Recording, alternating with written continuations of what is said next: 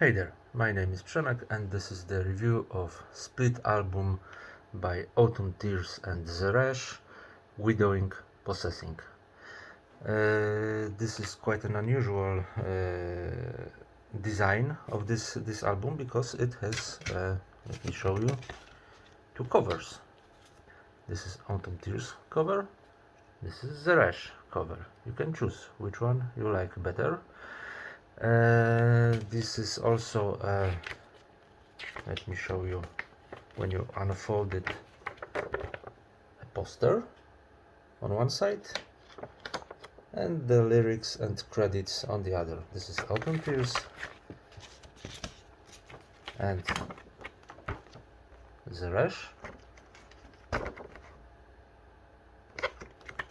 So depending on your mood you can choose the cover which fits you better.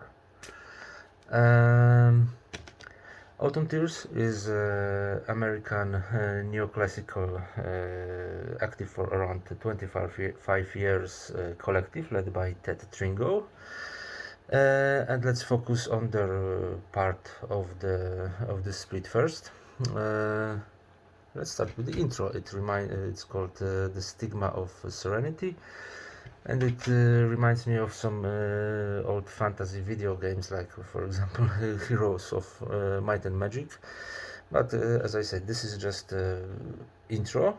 Then after that we have a bunch of orchestral cinematic songs. Some of them are pretty epic as for still underground band. Some are calmer and dreamier. As a matter of fact, each of 7 Autumn Tears songs is different and has some distinguishing element. Maybe, for example, bombastic and grandiose sound of just a moment, Unmaker of Worlds. This is the second track, or certain Oriental Middle East feeling of some fragments of sun, sky, and rain track. Also, the vocals in each song are of a different manner and expression. Female vocals, although male singing appears there once or twice. So those female vocals sometimes are more dark wave oriented, sometimes even operatic. Not a big fan myself of such expression. The only project I really like with such classic operatic vocals is, or quasi-operatic vocals is A Land. But it's just a matter of taste, or my personal lack of taste, as the compositions themselves make quite an impression. The scale of the music, if we consider Autumn Tears as still, as I said before, underground projects, so the scale of the music is really huge, and it makes me wonder, is it really all performed on normal classic instruments only? Is there really no electronics involved? If not, then wow, really nice job. Then we have Zeresh, Possessing. Zeresh is a project from Israel, one woman project by Tamar Singer. I reviewed some of her, not some, all of her previous releases on Santa Sangre. So if you're curious, just check the blog Santa Sangre Magazine WordPress.com. Sorry, I had to check because for a moment I thought I didn't press the record button, but it's all okay. So the Zeresh part is still emotional, but with different means of expression used. Because Zeresh music was described as doom folk, drone folk, or even necro folk.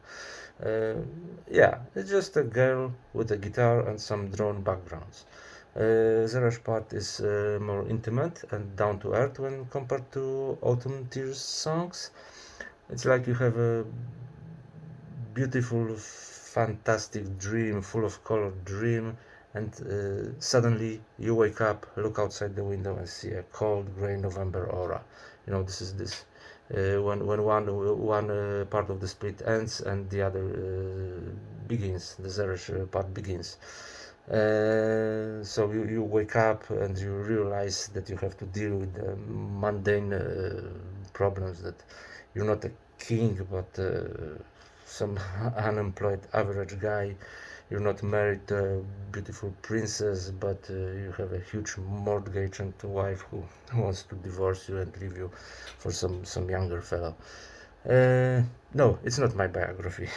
It's just how I would describe the feeling of the split. But yes, the music, the Zeresh music is grey. It's like that November morning. It is filled with reverb, Tamar Singer's vocals, acoustic guitars, and ambient drone soundscapes, filling the room like a smoke or a mist. There are moments when Zeresh music becomes a bit harsher, like in tracks 9th and 13th. Disgrace, Thou Dost Hate, and Exorcising, I Do Not Love Thee. Sometimes this music is getting closer even to some post-rock or maybe even shoegaze. And while on Autumn Tears part there is some light, Zeresh creates the atmosphere which is pretty hopeless and depressive. Just look at those covers.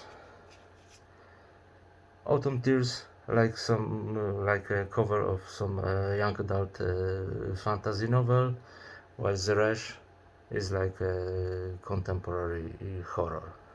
Can't say which part of the split is better. I think it's impossible to compare those two segments and say this one's worse, this one's better.